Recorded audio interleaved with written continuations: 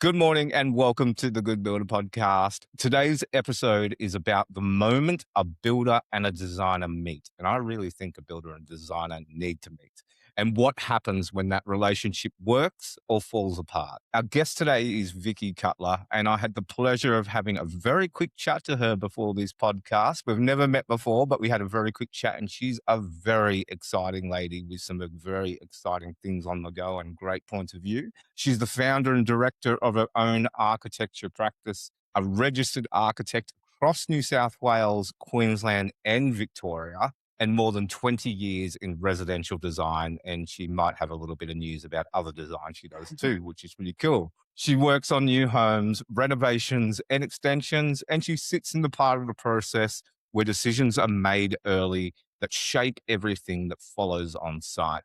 What makes this conversation for all you builders, tradies, suppliers, anyone out there in the construction industry useful is Vicky sees projects before the first slab is poured, and she sees where the design intent and the build reality start to drift apart.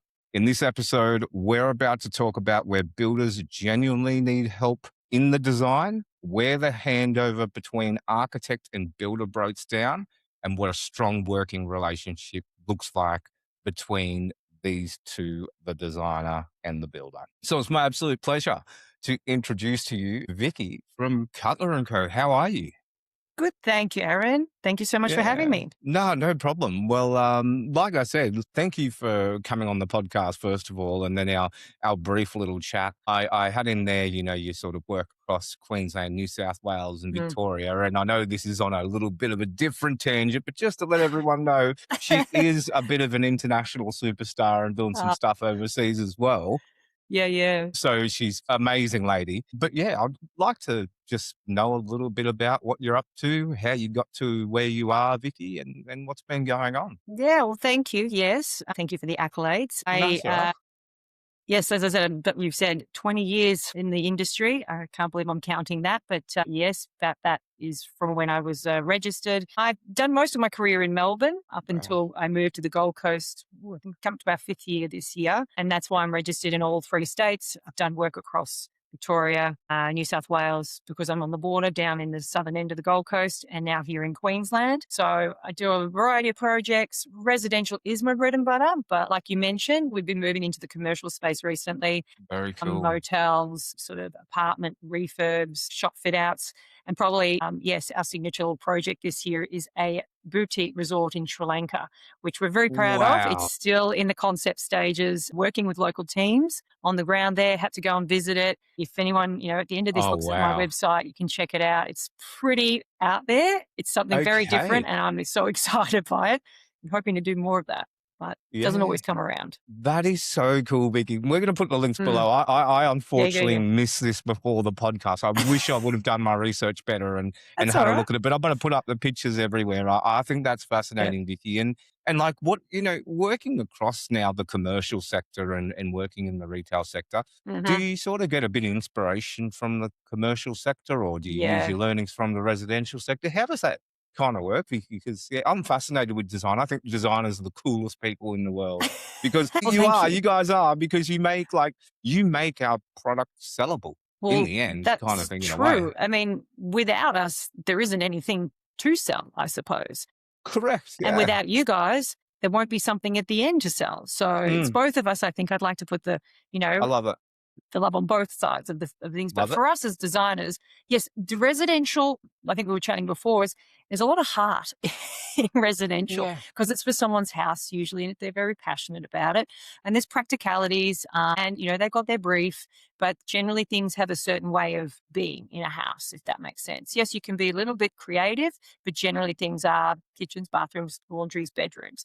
Commercial, it's a little bit different. We're talking retail, which is restaurants or motels, hotels. It's all very different, but it's still about humans. It's still about how does the human use the space. And I guess as designers, especially architects, that's what we're trained in, is how do people use spaces? Picture yourself in the space. How are they going to move about? How's it going to feel? What are the proportions? All those things. So I guess in both residential, commercial, it crosses across. It's not just residential you design one way, commercial you design another way. It's that it's still about the human experience, which a lot of people, I think it sounds a bit wanky, but that's actually what it is. Yeah. When you're in a good space, you can feel it, it feels good. And when you're in a bad space, it feels tight, claustrophobic. There's no airflow. It's, low ceilings, all those sorts of things. And you just don't get a good experience from it. That's Yeah. what we're meant to do, is design things that you get a good experience from. At the end of the day, it is shelter. We all have to have it, whether you're working or living in it. Let's make it enjoyable. Let's make it healthy. Let's make it longevity. So Yeah. there's a little bit of both. There's, both have different ways of designing, but those are the key elements, I think, to both. I love it. I love it, and I think it's a really good analogy. And that whole, I came from the retail space before I went into the residential space. I quickly told you, Vicky, I was working with Mm. Mervac before I worked for GJ Gardner Homes, and so Oh, I yeah. I fell in love with the design of retail. And I think like if you can do that retail design, like it's just so creatively. Yeah. And like you said, you are creating spaces to entice people in there to want to Yeah. visit and pay homage or transact and do different things. So I love that you do both spaces. I think that, it's a really cool blend of what you do there, Vicky. Yeah, well, thank you. I want to get into more retail because I think we were talking earlier at university, we're taught to just design amazing, Mm, wacky things. And that's sort of when the practicalities come of designing people's homes. They don't want that as much generally. yeah. Whereas with retail and commercial spaces, you can go back to being a bit more creative, wacky. Oh my Yeah. gosh, mind blowing. There's a bit more of a, range, the reins are sort of let loose and you can do a bit more. So I love a bit of both. I'm a practical architect. Yeah. But hey, I love to bring out the creativity as But you've well. got that creativity. I love Yeah, it. I absolutely love it, Vicky. Well, tell us a little bit about Cutler and Co first. Like, what do you guys do there? What's the services you provide? How do you work with your builders? And then let's get into the nitty gritty of kind of sure. what you're seeing out there when you're working alongside builders, I reckon. Yeah, sure. So, like I said, 20 years in the industry, registered architect. I have a couple of staff that work for me as well who help me with my documentation, 3Ds, all those things that actually haven't done a lot of, in the last couple of years, but I've got my team. They're fantastic at what they do. If you ever jump on the website and have a look at some of the, Mm, renders and the documents that they've done, amazing. they do those things, which is so good because it frees me up to service my clients. And that's something that I'm really, really passionate about, is being, the contact to the client. I am always sort of I go to the site meetings, I go to the client meetings, I Oh, wow. run the design, but I have a team that helps me do the documents. Otherwise, Mm, I wouldn't be able to do a good a job across the board. I'd be a bit sort of stumped with that, head in the computer. But we do absolutely. provide like that whole service. So we Yeah, don't just draw drawings, just what I try and tell people, because there's a little bit of misconception as architects. absolutely. We just draw drawings. And that's actually something Yeah. that's come to light moving here on the Gold Coast in Queensland, is that where I'm from, Victoria, it's known kind of what architects do. You use an architect, whereas the Gold Coast, not so much. So No. I found myself having to explain it, which blew my mind when I first moved here. I was like, you don't know what an architect does? No, we don't. I'm, like a draftsman. And I said, we draw drawings, but that's not all we do. Yeah. Inherently in the word draftsman, you're drafting. As an architect, you were designing, and you're also project managing.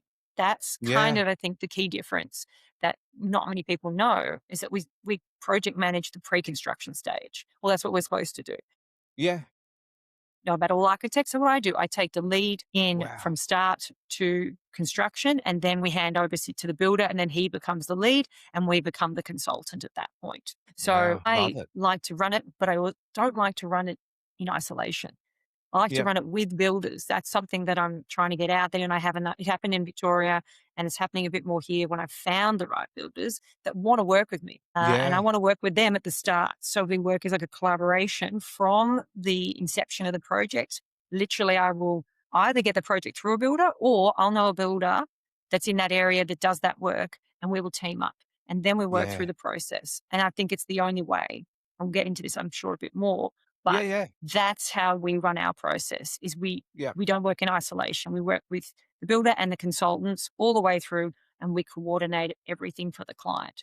So it makes it as smooth as possible. There's always That's hiccups, but amazing. we make it as smooth as possible. Yeah. Yeah. No, and I think I think, Vicky, you are a little unique here in Southeast Queensland. I think they're not used to an offer like you, I to be honest, and that's why we had you no. on because I think you may know or you may not know. I was involved in a building brand called Avondale Homes, and Mhm. and the service you just provided there, and I'll introduce you to them as long as Okay. as well as another job which just sprung to mind of a guy who got me on Bring 'em LinkedIn and on. said, "Hey, do you know a good architect that can help me from Mm, pre-construction, right through there to hand over construction and go right through the project for a big yes. apartment project in Cairns." So a bit of a commercial one. So I'm going to put him in touch with you, Jeff, man. I'm going to put you in touch with Vicky.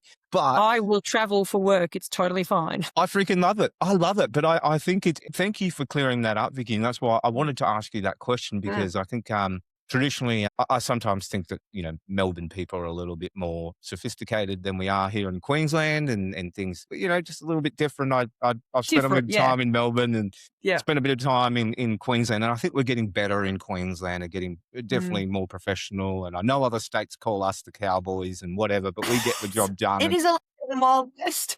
oh no, it is a bit like the It Wild is. West, but we Oh my we God. get the job done, Yes.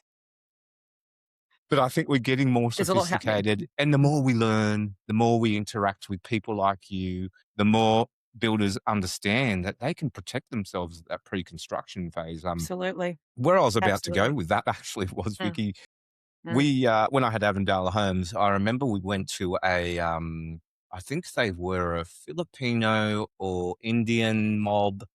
And we Uh-huh. got renders done through them for a Uh-huh. design that we wanted to build. We had a concept in mind, and we called it the Kalara. And it was our biggest lead generating design. Looked fantastic, the actual render.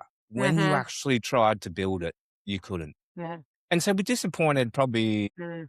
I would say a few hundred customers and then tried to Yeah. sell them into something else. And Awkward. they're based on the Gold Coast now. And that's where I was like, Yeah. oh my goodness, if we had someone like Vicky by our side to work through our entire design fleet or whatever we want to call it, we Mm. had Mm. 24 designs. We knew they Yes. could be designed and work through pre-construction. Wouldn't that be a great thing for a sort of semi-custom builder with some floor plans that you can go and do some luxury acreage homes? I thought that would be a wonderful sort of Well, I mean, that's partnership. part of the people see those beautiful images and AI. I mean, we can get into AI, but that's a whole nother discussion. AI, Yeah. spits out. I've got clients going, "What about this? What about that?" I'm like, "That's all very well, but the staircase is like disappearing into a wall." Like AI is okay, and maybe it'll be more sophisticated. And will we keep going? And we're not going to ignore it. But No. renders and things, they're all very well. They're very pretty, but there's something about what I do is very, very practical with my designs. Form follows function. It's what you taught. I mean, I don't know. It's 101 at University of Architecture. Form Okay. follows function. It's got to Yep. function first. Do the floor plans? Yes. But in your mind, you know what it might look like in elevation. That's the key, is being able to Ah, see the thing in 3D before you've even drawn it in 3D. And then when it pops up in wow. 3D, you go, oh, yeah, hang on, it's going to work or it's not going to work. And then moving things around. And when I see even my renders that my team does, I'm like, that's all very well, but that thing there, that's not going to work and that looks wrong. I don't want to be misleading. Sure, there Well, is a yeah. little bit of artistic license with renders, but it's got to be about right because you're selling your design to a client Yeah. on that. And like Yeah. you said, you don't want them to go, it looks like that when it's built. And I've Yeah. seen a lot like that, and yeah, there's a minimum that you can get away with, but if it's completely different, then you haven't really done your job right. No, completely. I love it. I love it. And Mm. it's probably been a nightmare for me personally that I've just been living in my dreams ever since I'm out of the Avondale Homes building company now, but ever since we did it, it's just been this nightmare that's been living with me because I was front end and I was marketing the business and Oh I no, used that design all the time because I knew it would get leads, but could it be of built? course. And like just from a now what we do at the Good Builder, talking about building a better industry and a more transparent industry and an industry that provides a good experience. That was an Mm. absolutely terrible experience for any client of Avondale Homes that wanted a Kalara. I'll tell you that. Well, The good importance learning of you, experience. the importance of you Mm. and design and designers and this relationship. Yeah. Which kind of brings me to my next question, actually, Vicky. Mm. You sit at that front end of a project before a builder is often sometimes even involved. Yeah. And from where you sit, what are the most common decisions that get made early in a design that quietly cause problems for the builder later on site if they don't Yeah. sort of engage someone like you there, Vicky. Yeah. Well, I mean, the overriding thing in that is the problem is that they're not involved. That's the problem. Mm, You know what I mean? And that isn't, like I said earlier, working in isolation is not good. We can only design so far with the budget in mind. Like we can only know what we know about, construction costs. We've seen it yeah. a lot, all that sort of thing. However, the budget is always is always the big, elephant in the room. And if we design what we think it'll be and get to the end without any involvement from a builder, or I mean, there's QSs, but that's also debatable on, good ones, bad ones, and how they Yeah. actually are, if they actually are quite accurate. But without knowing from a builder early on, I'll come to other ideas, but on the budget, if we're anywhere near it, Mm, we get to, if you're going to go to tender, which I don't love, but yeah. it's wildly different prices and you end up, having to redesign. That's terrible. So them not being involved early on for that reason. Also, like Love it. it's the construction technique as well. Okay. So are you going to do a slab on ground or are you Yep. going to do, timber floors? Queensland's big on their slabs. Victoria's big on timber flooring. It depends on the site and, the availability of materials and not being builders ourselves. We can only, again, know so much. And the engineer knows what we tell them what we want to do. But Love without it. a builder saying, actually, this property is too hard to get the trucks in. This is going to Mm, cost you 3 times as much to run a pump line. Like those are the practicalities and my partner is a builder. So this is probably why I know a bit about this. We've built our own now, but renovated, love it. helped with retaining walls. I'm there. He's a high-end carpenter builder. So I know the construction side of things and how important that is actually in really, really early decisions. You can design something Yeah. beautiful, but if it's not buildable within the budget, well, what's the point? It's just a set of drawings. Yeah. Wow. Love it. Love it. So team number one, get everyone involved, get Yeah, the designer involved, get the engineers involved, get the builders involved. everybody. Yep. Get everybody involved. I love it, Vicky. That's very cool. Actually, Mm, I can't mm, recall who it was, but I remember having a conversation with a very good builder that kind of spoke toward that advice. He's a pretty large, well, not large custom builder because they're not mm. super big, but a Yeah. really well respected bespoke builder in Brisbane. Mm. So that's really I- cool. I'm surprised more Sorry, people Vicky. don't do it. I don't understand Yeah. why, but there is tension between architects, designers and builders, and that might be why. I don't know, but I try to avoid that. Well, let's talk a bit about that, because that was one of the questions that I wanted to ask you. So thank you for Okay. raising it, Vicky. Very cool. There is that old tension between the architects and builders, and Yeah. the drawings. I know you don't only do drawings, but the drawings say It's one okay. thing, But I do. and the sites say another. Where does that gap usually happen, and what's usually behind it? When you're sort of pulling it apart, and there's that, and where does that tension sort of come from, Vicky? Yeah, it's a pity, and you know what? You've sort of grown up with it, because I don't know. There's been less involved. The whole thing I think in the past. This is where I actually think is that Yeah. tendering, was the way to go. So tendering a project meant that you came in as builders, not as an architect. You get the job. You're doing your drawings for tender. So the builder is not involved during that process. So Yeah. that's what I'm saying. Architects are working in isolation. Then they get to tender. They got 3 builders. They're all haggling over price and one gets appointed and then we get on site.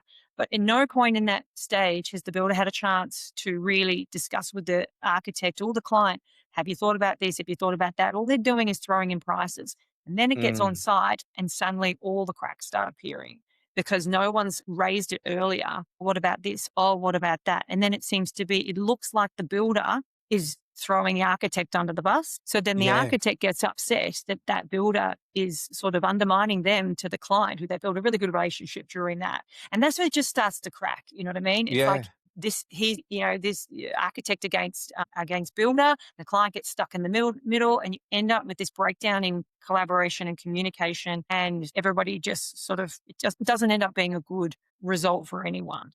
Yeah. And that's a major problem because Mm, I think that's why personally tendering, and I get that people want to do that.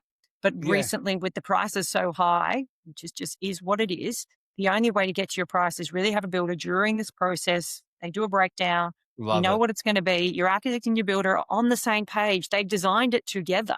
It's not Yeah. saying the builder's telling me how to design, and I'm not telling Yeah. him how to build. He's telling me that would be better as a slab. that kind of retaining wall is going to be expensive. Let's do this instead. And I'm I saying love it. that's going to look bad. Let's do it this way, but I'm open to your suggestions. And then it's about working together to finish the project rather than Yeah. working against each other.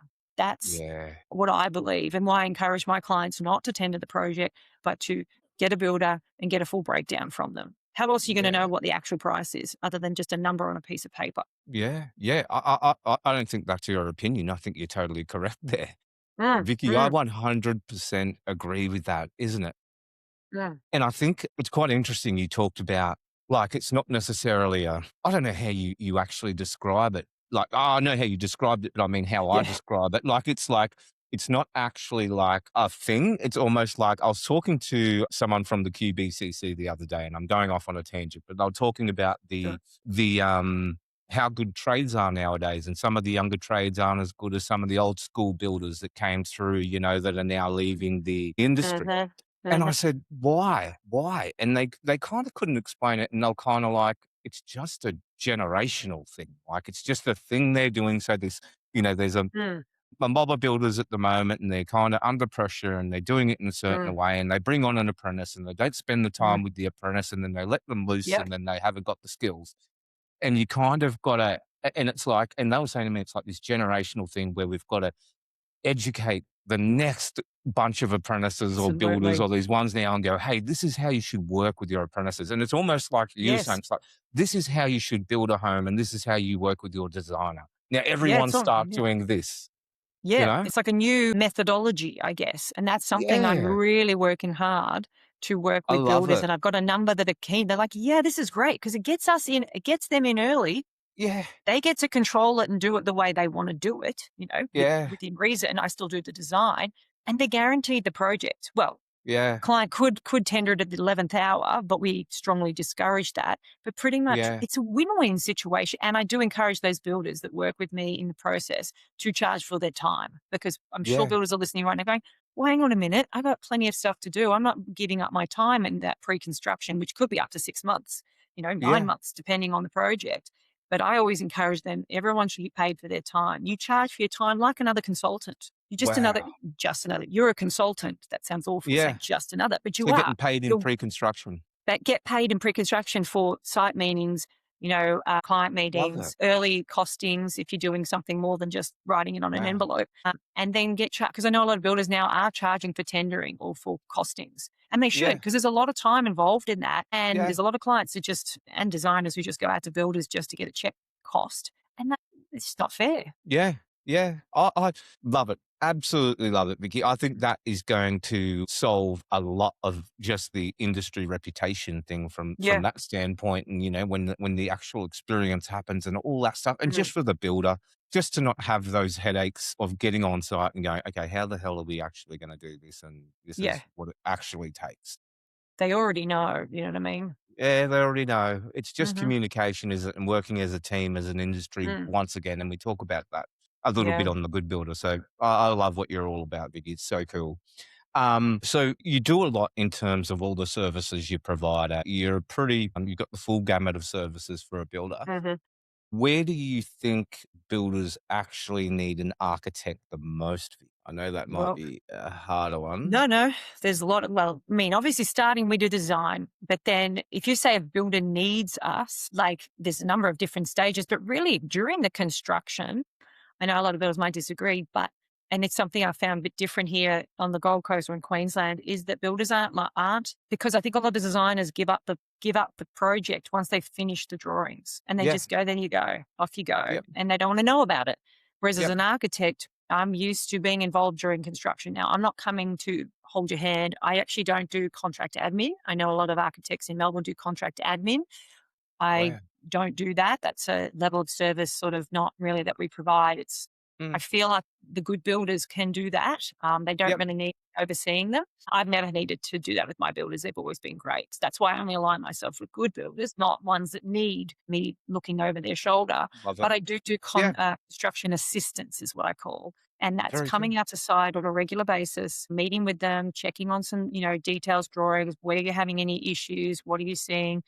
Oh, And wow. also details. So, like, because there's only so much you can put on a drawing, to be honest. There's only so much detail you can do. And I have seen a lot of drawings that get so detailed and the builder's like, almost like, I don't get it. Do you know what I mean? Like some things you can only work out on site is actually Yeah.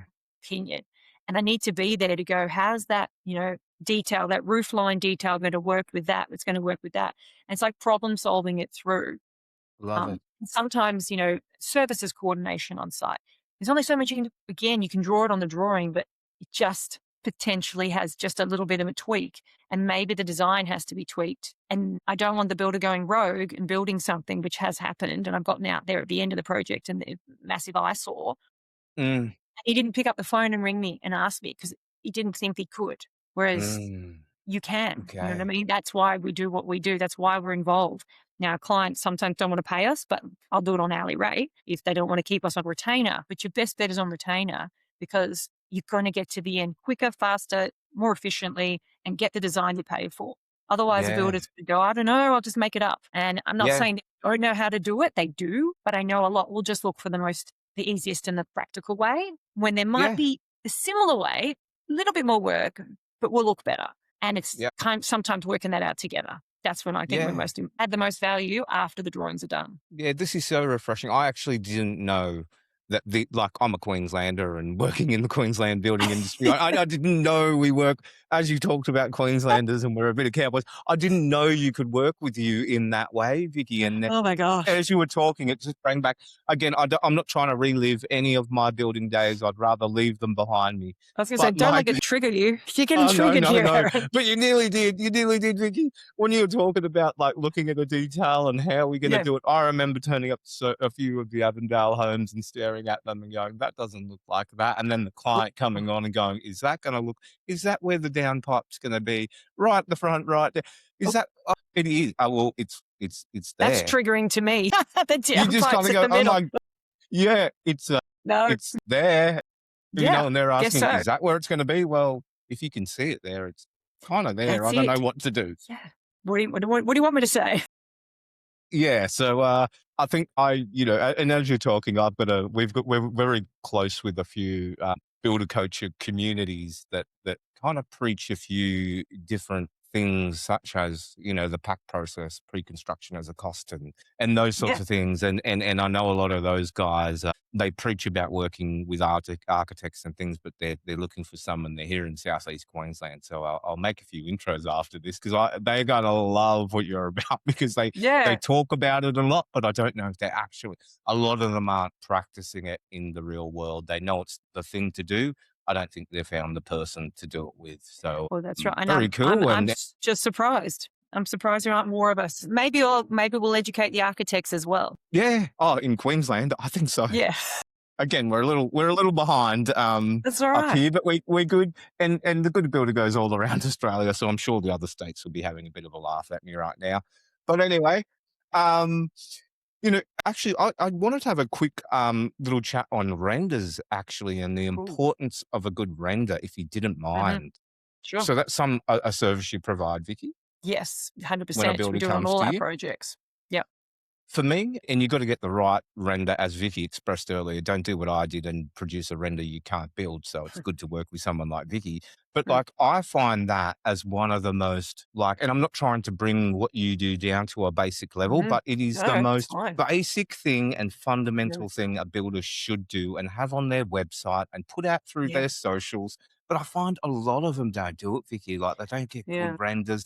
And the internal renders to show the kitchen and the living spaces, I think, and some just, and I know bigger builders just stop at the external render, but, as the old saying goes, kitchen's the heart of the home. And I know when we used to do internal renders and things like that, and we were using them through our advertising and whatever, because I've got a marketing background, that it was always really highly emotive and motivating. So what's your sort of take on that visualization and stuff like that, Vicky, for a builder? Well, it's honestly like what you were saying. It's like it's a given. Do you know what I mean? Like back in the day, I've come from when it was 2D drawing, obviously, when talking my age here now, started out, I think I was just coming into, university when AutoCAD came in. Everything prior to that was all hand drawn. No, I did learn perspectives, hand drawn perspectives as well. Yeah. And then AutoCAD. So then everything went to 2D and 3D hadn't really come in. And then 3D came in. It got quite highly complex, the 3D, like Revit and things like that. Very complicated, not as visual, more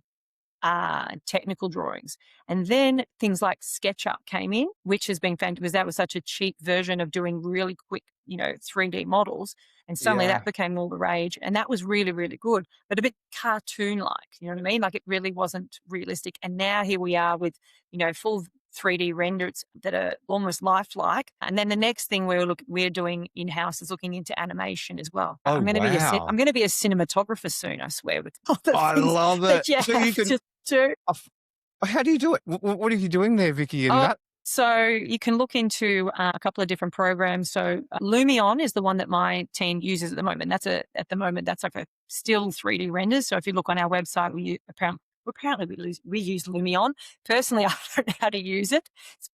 I'm getting a bit old for that, let the next generation come through and do it, You're the boss. New tricks. You don't need to do that stuff. You go deal with the builders. It takes a lot of time. Like this is the thing, the rendering takes a lot of time. It can take 4 or 5 hours depending on the your capacity of your computer. So they've boxed your computer up for a long time. So we are selective with the renders because it takes away from other things we could be doing. But Lumion is the one we use. The next one we're looking at, I think, is called D5, and that goes into animation. You can do animation where it just moves slightly, or actual 3D walkthroughs where you're actually like a person walking through it, which is what if you're selling something big, then that's probably going towards the commercial side. You don't really need that for someone's house. But if you're doing the commercial stuff, that's becoming almost like, you need to have it if you're marketing something for sale. Is a 3D walkthrough. Everyone's sort of expecting that. So 3Ds are everything. We have exteriors and interiors part of all our processes, and it really helps the clients to visualize it. Absolutely. Because a lot of people can't see in 2D. They just can't. They don't read 2D drawings. So it has to be 3D. No. And then you architects are a special kind. Like you were saying, you can kind of visualize the 3D models in your head before you even put it on paper. Yeah, Normal people like us, we look at a floor plan and we're okay. And then, we need to see the imagery. And I love you doing 3D models and animation. Yeah. I think like that, like going through an unbuilt design, going through your unbuilt home, project builders being able to show their hundreds of designs through a thing. I think that for a builder, I remember one of our biggest problems, or what we always used to bitch and moan about, excuse the language, Vicky, but was like the changes and variations and things to our standard designs. But we couldn't ever, like you said, a customer couldn't ever visualize what our plans were and where, like, the kitchen window was and where the light was coming through and all that. So we used to try and take them up to, I forget what they're called, but was it the one-to-one designs? The life-size plans. We used to take them to life-size plans and walk through and put the furniture down, but you still got the floor plan on the ground and you've got the big visualization of the render. But anything I think like you were talking about earlier, it might have been just before we started, Vicky, but you were talking about, communicating with customers and giving them, they know what they're going to get and the builder knows what they're going to build. That's why I wanted to ask you about that. I love that you're, able to do that for builders and then having a look at that 3D animation. That's wild. That'd be so cool for builders. It's the human experience of the space. And I think you were saying people, the big ones do just the exterior. That's nice. Yeah. Looks pretty. But what's it feel like to be inside? Is it any good? Is it tall? Is it big? Is it spacious? Is it, what are the views like? Or what's the sunlight coming in? And, of course, a render or an animation is always going to be still an animation. It may not be the realistic thing, but it's as close you're going to get without building a test model, like one of your, project homes or the display home. Without building display home, which costs lots of money to do. If you can do a full 3D walkthrough of a house, then you almost don't need to do that. Someone might be able to visualize it just as enough through a 3D rather than build the actual thing in one-to-one scale. 100%. Well, yeah, no, thank you for talking about that, Vicky, and telling us your experience and what you do there. I know it's not the only thing you do. I'm a shallow That's marketing guy, and I kind of no, like those sorts of stuff. So I'm like, it's all I the just look pretty at, stuff. yeah, I just Yeah. look at builders all around Australia, and I'm like, guys, first of all, like, just get some nice renders done if you want to do Yeah. some marketing and communicate the designs you build, like, and then of course I think practically, and the more I talk to you, Vicky, like Yeah. I'm in awe of what you do and what your company does and how they support builders. My next You step do would try be to. it'd be the same step. It'd be like just go to Cutler and Co, team up with them, get Yeah. your renders and designs done through them, and then you've Yeah. got them on retainer, so they help you Absolutely. build, and you build efficiently and to cost, and you know what you're going to build. I think that's what I'm We'd finding, be Vicky. happy to share Actually, our renders, just put our name on them. Happy to share renders with our yeah, builders who are working on the project, especially if they've yeah, gotten us the project. More than yeah, happy to share renders, cross yeah. collaborate, all the socials as well. I'm actually going to Brisbane tomorrow to do a site visit with the builder, and we're going Oh to do some wow, cross collaboration on and he's going to have my renders. He's got a good social person who's going to work it into the socials, and then we're going to cross collaborate on socials as well, which like, I hey, that's see. going to work for both of us. His clients will see me, my clients will see him. Yep. Win-win. I love it. And then I'm not going to say what you do, but you'll be able to explain things better than the builder can. They'll be able to explain things better than you can. It's just this nice partnership, and Yes, the audience understands. Where an architect, where you fit in the picture, and where the builder fits in the picture, and how you work that's with right. each other. I think it's That's right. fantastic, Vicky. We come across as a team. Mm. The more I do the good builder, actually, like, we talk about builders, 1 in 20 builders don't last 10 years, either out Mm. of insolvency or they leave the game. And I think a lot leave the game because of stress, Yeah, because of the stress of the build, the stress of actually 100%. building a home and the experience. Mm. Talking to you, Vicky, and to be honest with you, it's the first time. Well, to be honest with everyone, it's the first time we met. And like I said, I'm a Queenslander. I don't, we work with architects in a different way, but I'm learning like how you do, and I'm like, man, like I think that you would take half the stress away if they had a good Yeah, designer by their side. You would take nearly 50% the stress away from a build because there's yeah, weather and all the other shit you can't control, but you'll be able to know what you're building, what the cost is, and how to actually do it, piece it together. absolutely. I haven't had one builder that I've worked with in the 20 years that's gone under. Some might have retired Well, yeah, or yeah, yeah, things, but nobody's gone under, and not because I'm their only source of income, and I know it's gotten harder in recent times, but I mean, being, my partner being a builder, he does more, yeah, in carpentry than actual building of homes. I mean, he does yep, do that, but I just sort of said, I think being a builder is one of the hardest things, one of the hardest jobs, the elements you're working against, the budget constraints, the increase in, material costs and labor, all those things. And yeah, what you said before about the younger generation coming through and not being as skilled as the current ones coming, leaving. yeah, There's so many things almost working against you. Why have one more thing? And yeah, I think a lot of people see architects as just another cost. Oh, you're just gonna, they just draw drawings. Why would you spend 20 rand on them when you can spend 10 on a draftsman building designer? What's the yeah. difference? Well, the difference is the headache, you know what I mean, that you're gonna have later if you I can don't do see. it. Yep. But, Yeah, yeah, and it'll cost you an extra 10 anyway, Vicky. yeah. You Oh, know what I yeah. mean? In time and Yeah. cost. Like, the more I do this, Vicky, and more I meet Mm. people like you, and I can see there's gaps. I want to put together something like a gap map of what builders should be doing. There are some easy wins, like embedding someone like you in their business that is just going to make it so much more of an enjoyable Yeah. experience for all parties. Experience. So I can see what you do because I've been through it with Avondale. That's where I'm seeing it from too. I'm not just Mhm. talking shit. I've been through it, and I remember that the cash flow for Daryl and I wasn't Mm. the stress. At times we were stressed because you needed 4 mil in the bank over Christmas to Jeez. pay your bills because you weren't getting paid, till January, Yep. February. The That wasn't shutdown. the stress.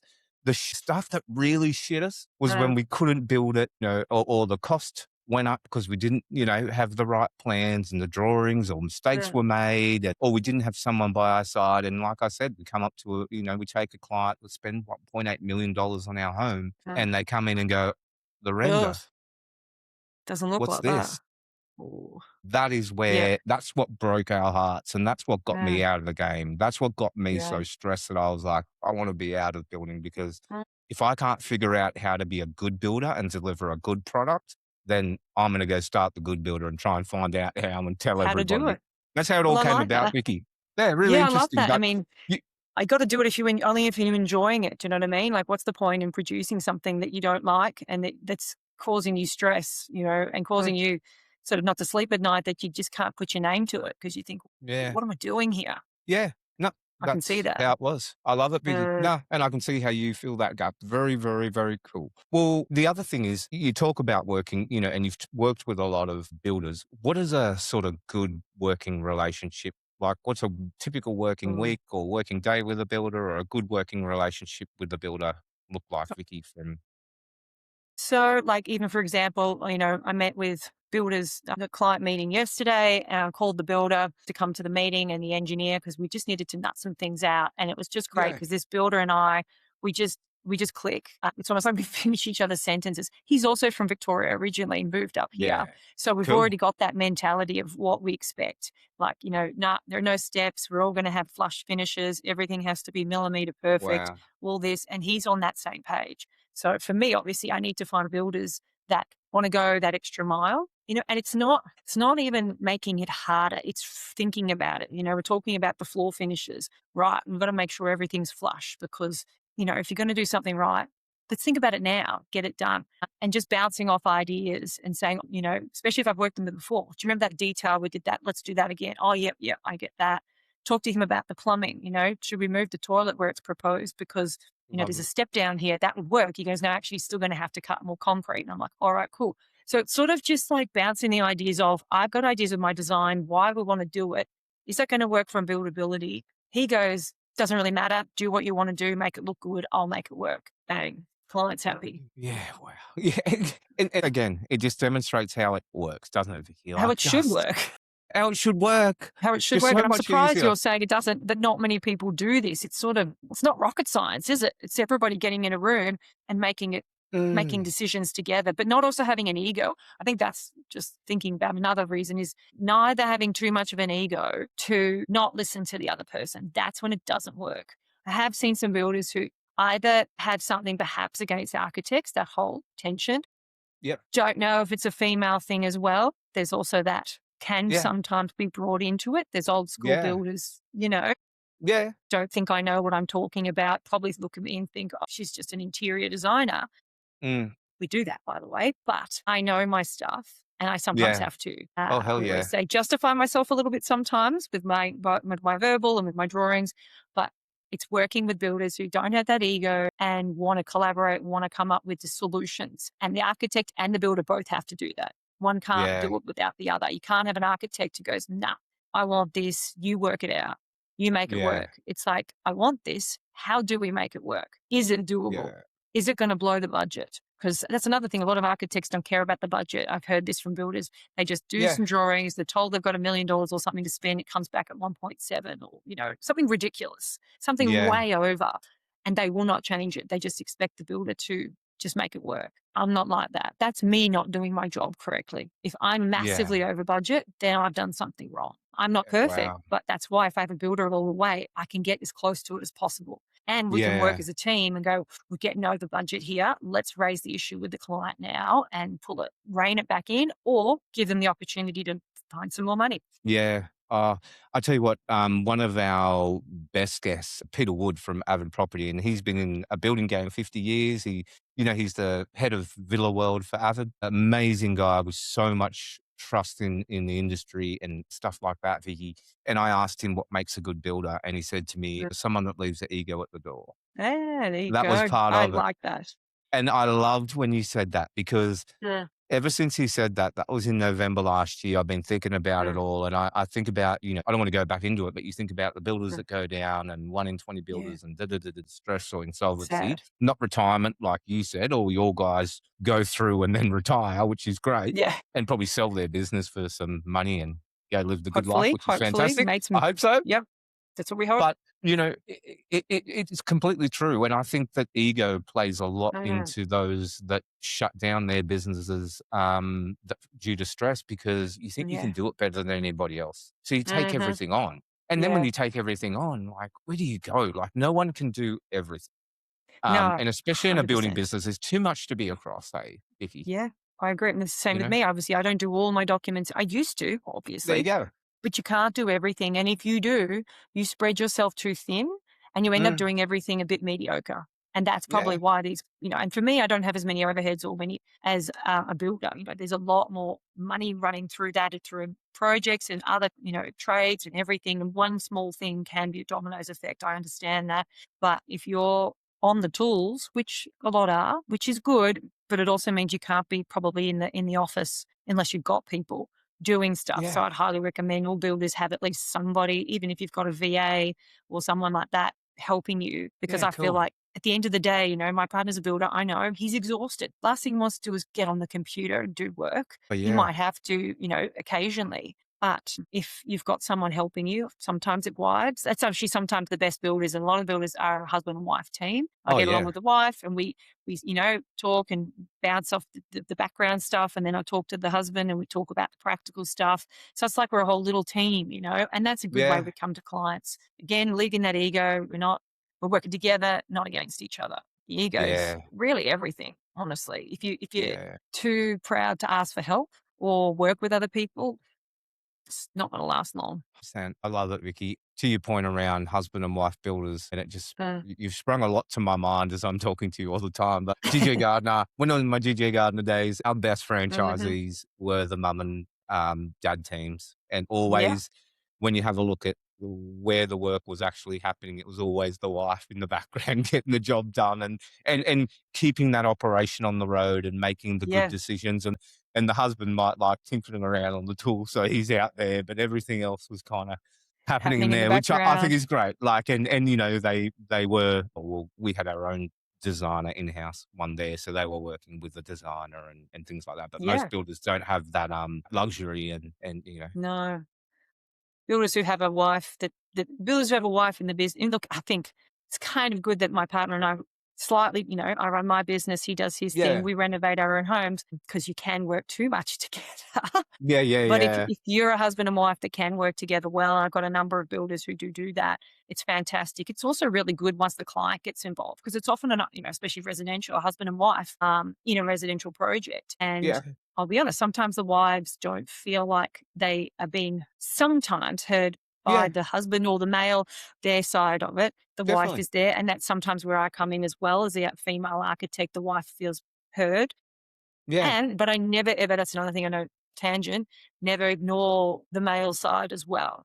yeah, Being very, oh sexist yeah, or whatever, but saying, no, I know what women want generally, and I know what men want, and I want to make sure both sides are kept happy yeah, to whatever extent I can do. And I guess that's the same with like a husband and wife builder team.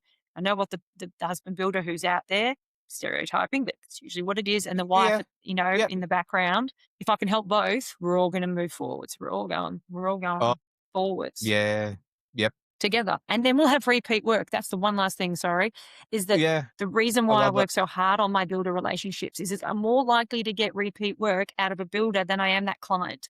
Now, that client might yeah, refer me on, but how often do they have friends or family that are building a brand new home with the budget? yeah, Occasionally, but a builder's like getting hit up all the time by new projects. I suddenly become his go-to architect. That's yeah, that's how it works for me in very return, true. and likewise. Yeah. Well, again, shows a trust in the relationship, and I think it's and you know who you're serving. Hey, Vicky, you're serving Yeah. both, but you Yes. treat the builder as much as a client as the Client. client, which I freaking Absolutely. love. Which I freaking love. Mm. And this is my opinion, not yours. But in the end, I think women make the most decisions when designing a home, and they actually buy the home. So I Yes. think it's good Sure. to have female input into anything in construction, and I think that I've been in big businesses and I've been in small businesses, and I always have found that when women are involved in any business, you get a better point of view. We have different ways of thinking. I'm not being It's sexist here, true. but we have different ways No, of it is thinking. what it is. There's a really good franchise for Hotondo Homes just outside of the studio here, Darren and Mel, and I know them very well. And Darren's the builder that, if we're talking like stereotype, Darren's the builder, Mel's the wife. Mm. But like he goes, no one can form a relationship with the clients like Mel can. No Yeah. one can understand their design needs like Mel can. And Mhm. she thinks about the home and it just Mm. works. And then she, Yeah. works with them to produce the design. I don't know if you work with franchises. I'll put you in touch with them as well because I don't think they've got a designer. I'll put you in touch with the Open to it entire all. Hotondo network. But Why like not? like, and they just know how it works. It just I works so know. well. And look, Just yeah, works so well. we can keep saying we're stereotyping. We probably are, but it is what it is. And it's what the Yeah. experience over the 20 years, the woman is generally got more specifics about how they want the Yep. main parts of the house to operate.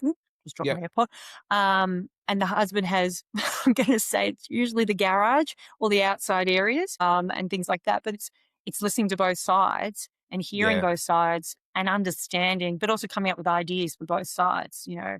cinema rooms and garage conversions and outdoor fire pits and all these things. It's listening to both sides, and the female often perhaps have a more, I don't know, there's just a different approach. I don't even know what it is Yeah. because I'm a female Yep. and not male.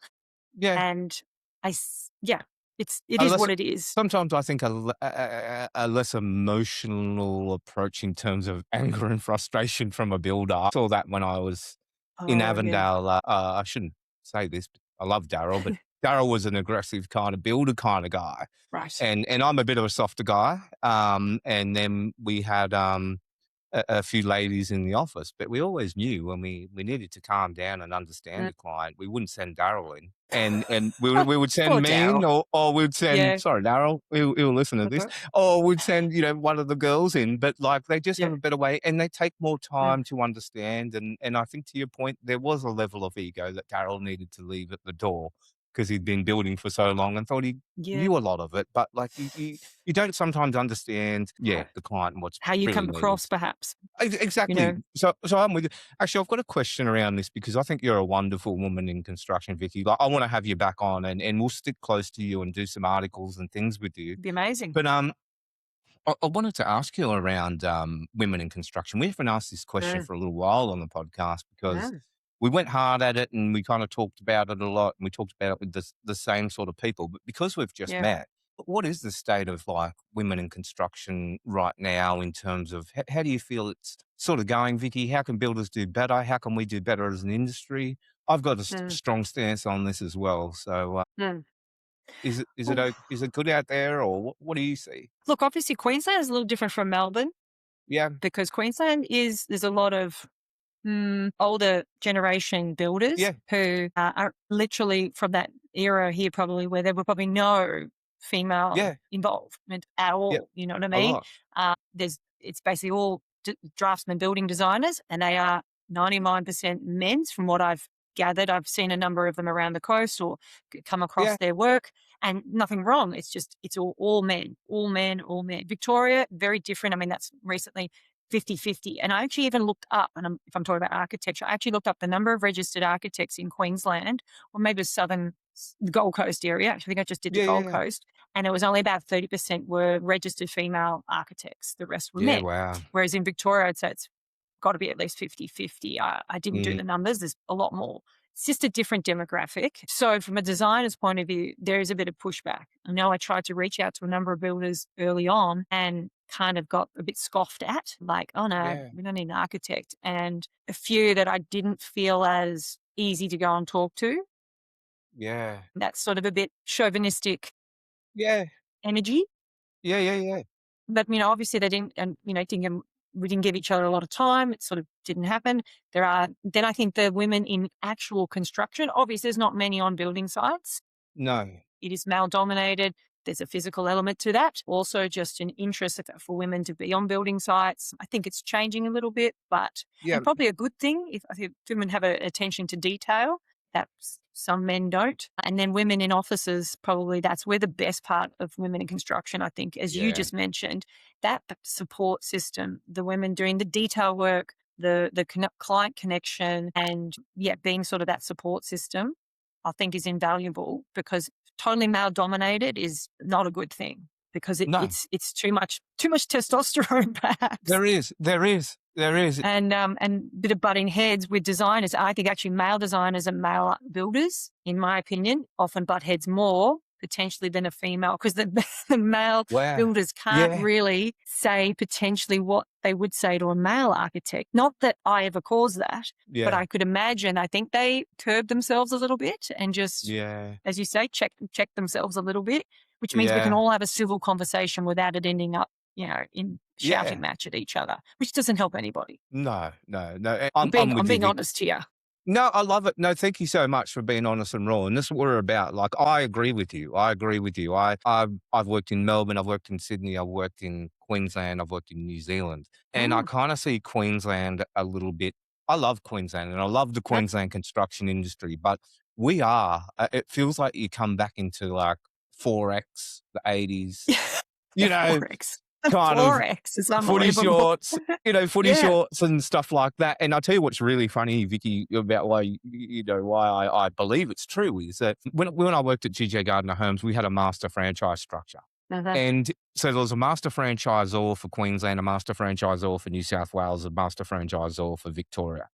Picture this. The Victorian guy, had probably 80% women in the office, like anyone could have a shot at getting into construction, really drove the diversity and wanted wives and husbands to come in and buy franchises, and their state boomed and their whole state wore, when we went to conferences, their whole state wore suits and ties. I was going to say the suit so and tie, they all looked classy. I was like, God damn, what's going on here? Like, and I was the national guy, and I would even wear polo shirts because I'm pretty casual, as you can see now, and it's just my style. Not my style. I don't have a style. I just feel comfortable in these clothes. Comfy. I know. And then New South Wales was kind of like, tucked in dress shirts and, wives and that in the mix and quite sophisticated, same sort of thing. And both of them had great customer experience surveys too. Because they handled their customer experience better, had a higher, we used to measure all this, had a higher input of females in there and were more professional. Go to Queensland, I shouldn't say this, Ari Kayla, I love you, mate. He is the biggest yobbo in the fucking world. Oh, God. I shouldn't say this, but he would wear footy shorts and thongs. He's a master franchisor earning $13 million a year.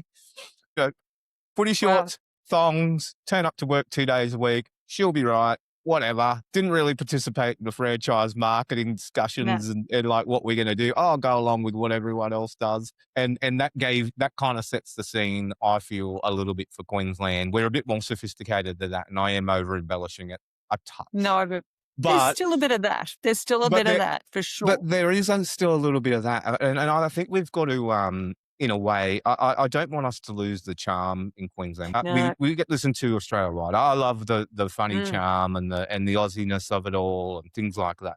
But from the good builder and everything we've learned, I think as a state in Queensland, we do need to get a little more sophisticated with how we look at operating our building businesses, who we choose to partner with, how we choose to partner with them, and bringing designers in and making that whole experience better. That's why we got you on. And then having a look at, having more diversity in Queensland and being more open-minded about getting more women in construction. I truly believe it, Vicky. And I know that was a long, drawn-out experience, but I needed to make an example of what I saw. And that's what it kind of is, how I see it too.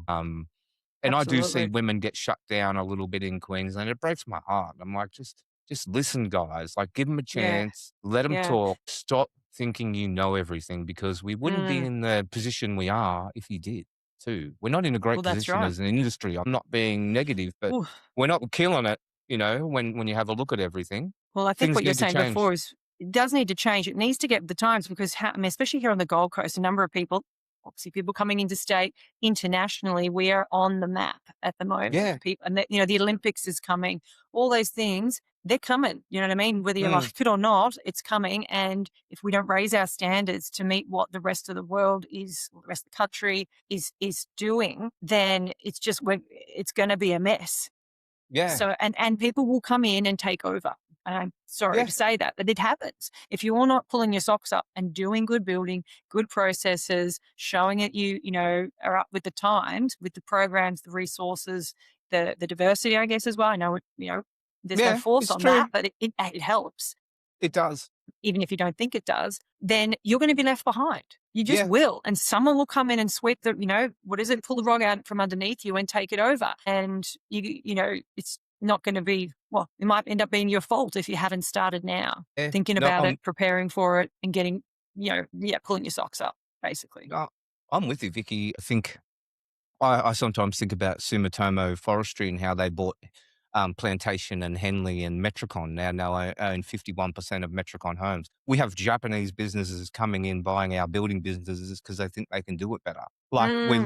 we're losing one of our biggest industries as well. Like we gotta, Jesus. come on guys. Like that's Yeah. what I think too, Vicky. Like I'm just like, Mm. we got to look at this like a business. Don't look at it like a Yes. trade. Look at it like a business and It is. operate it like a Yes. business. Absolutely, absolutely, and I guess people who do, go under and, "Oh, woe is me," and yeah, there's all different reasons, but if you didn't get up with the times and get yourself, educated or, new systems, new Completely. processes, the right support, and you've just tried to go it the old way because you're stubborn, Thank you. sorry, it's just what's gonna happen, Same with my Yep. industry. I have to keep up with it, all these, 3D renders, all the different programs, because otherwise if I stay doing 2D drawings, I can't charge what I want to charge. People are going to go, Yeah. no, no, I expect more. I expect more Yeah. from you now than I did 10 years ago because there's a higher level of, quality out there. You got to match it. Yeah. Yep. 100% correct. Love it, Vicky. Mm, I love it. And I mm, think that's a bit of the rev up. We need this, guys.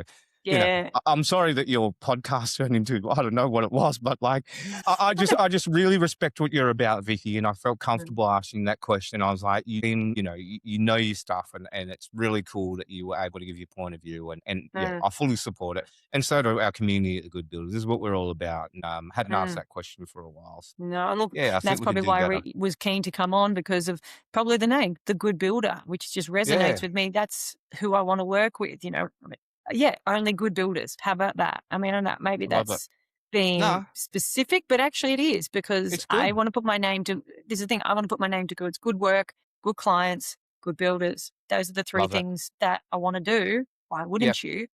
Yep. And I want to get it out there. And I'm happy to be at the forefront of I'm going to say Gold Coast, Queensland. I don't know Yeah. Queensland's big. So, but the forefront of pushing this new, I can't believe it's new, I think a more intelligent way to run projects as collaborators rather than against each other. And if I'm at Yeah. the forefront of that, I'm totally happy to speak to anyone. I can talk about it till I'm blue in the face because it makes sense to me. So, man. And I think it will hopefully to a lot of other people. Yeah. No, this is why I love doing this, Vicky, because I meet Mm. people that a good builder, I always say, I don't know everything. I don't at all. I No, don't me know neither. anything. And so like bringing professionals on that are really, really experienced and know their patch so well. And Mhm. then I probably sit here having more fun than our audience because I'm learning so much as I'm talking to you and I'm like, oh my God, oh shit, should I start a building business again? Oh no, I can't. I'm the good builder. All right. You Yeah, whoa. guys go do this. You guys should be doing this, but this is why we love it. But Yeah. I've just got one more question for you, Vicky, and this has been a thoroughly fascinating podcast. We're going to have you back on. This is more of a intro to Vicky, and then we'll get into some nitty gritty episodes, and we'll put all your links below and stuff like Love it. that. But our last question for you, Vicky, is we're called the Good Builder here at the Good Builder. Mhm. What do you think makes a good builder? Ooh. Well, I guess we don't wanna go over old ground, but not egocentric. So willing to take, advice, be collaborative, communicative. That's massive. So I think that's some of the Yeah, builders, because I can talk. I need a builder who can talk, yeah, firstly. yeah, yeah, You don't have to be the most eloquent, the most, well spoken, but you need to be able to communicate. You need to be able to pick up the phone, talk to me, talk to the consultants, and be prepared to take some advice. Someone who wanted to work with me as a team. Obviously, good construction. My partner does high end residential work from wow, Victoria, and Queensland's a little bit of it, but it's good quality work, understanding, good detailing, wanting to go that extra mile and make it great because at the end of the day it's going to reflect on you and feel that you contributed something good to this world. That's probably another one of my I core things love of that. why I'm doing this. Why do I do what I do? Yeah, we all need shelter. We could all just live in tents, or can't they be, all little huts? Well, if we're going to, let's make them good. You know what I mean? And then I can design it, but I need someone who'll build it well. Build it well so it'll last. Because a lot of these buildings, how long are they going to last? Yeah, Build it so people enjoy it. Build it also so that people will be healthier and more and be happier.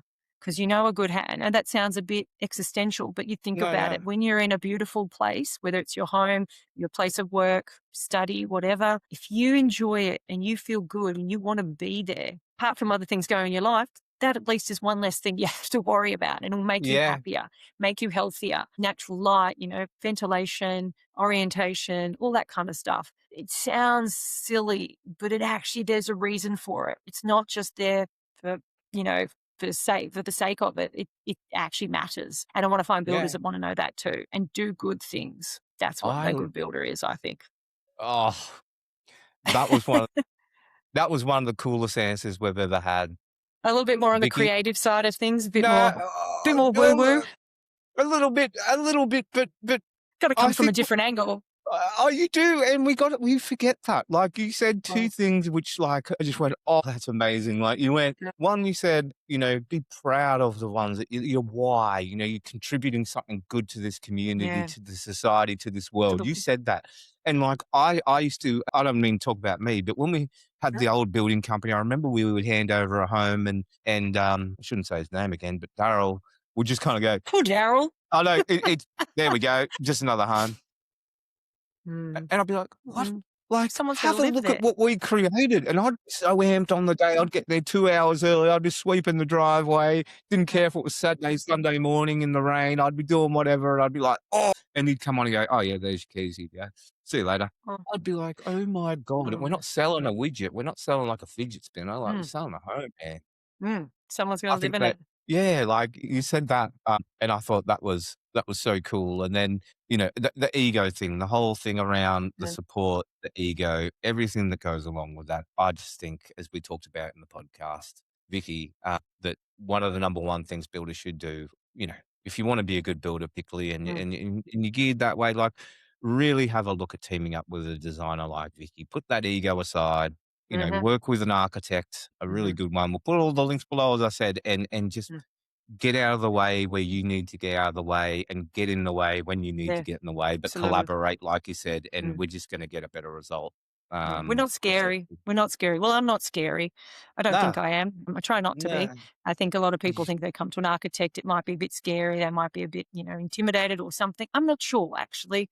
I'd like to work that out. Why are we so an anomaly and so, architect? I'd like to hope that I want people to think of us as, the part of the team, just as much as a good builder is. You've got to get a good architect. Yeah, I think you guys are put on a pedestal like lawyers, architects, lawyers, and everyone's kind of, and then, and builders, and particularly in Queensland, what I have found is, you talk to builders in Queensland, and that's one thing too, Vicky, although I didn't have a go at them during this pod, but like some of them you talk to them, you're like, oh, you're a great builder. And I'm just a dumbass.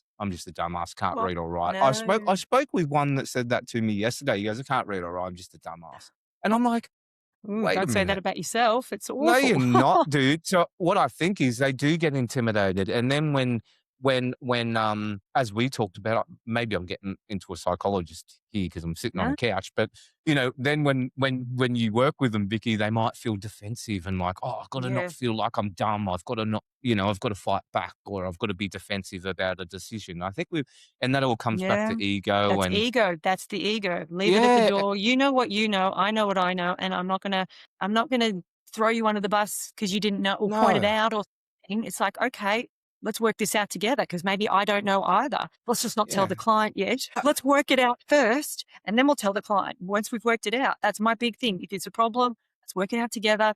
Then we'll tell the client when we have a solution. No point in telling the client we've got a problem until we have a solution. Yeah. I was about to say that I reckon having a good architect like Cutler and Co on your side is actually like, you could almost, I know this is wrong to say, but collude with the builder.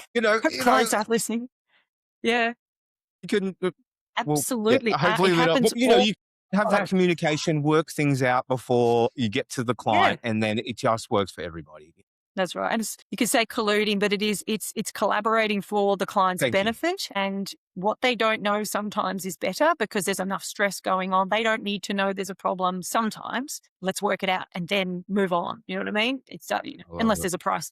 We can get into all that next time. All right. Well, we kept going, and I better shut it off there because otherwise I'll keep going with you, Vicky. Sorry, you were absolutely. Oh no, you're an amazing person for our industry. You're an amazing person and business for Southeast Queensland. Southeast Queensland builders will be featuring Vicky in our email. We'll put all her details in there and everywhere. Please get in touch with Vicky. have a chat with her. Put all the links below. Vicky, thank you for all your experience, time, and knowledge. That was wild. Like, I learned so much about architects myself, and I thought, I was a little more sophisticated when I was having a dig at everybody else. But obviously, I'm not myself. Thank you for your time. It has been, pleasure. yeah, as I said, fascinating and eye-opening. I've learned a lot. Fantastic. Well, thank you for having me on. I love it. I love talking about this. I could talk for days, and I hope that someone's got something out of it. Work is great, but just working with great people is even better. Yeah, no worries. Well, I'll end it with this last note for you, Vicky. I do have that apartment project from that gentleman up in Cairns, so I'm going to be putting you in touch. Anyway, anyone else, you should get in touch with Vicky too, and you'll see more of Vicky on The Good Builder, and please read all the articles that we drop on her from this interview. Vicky. Thank you.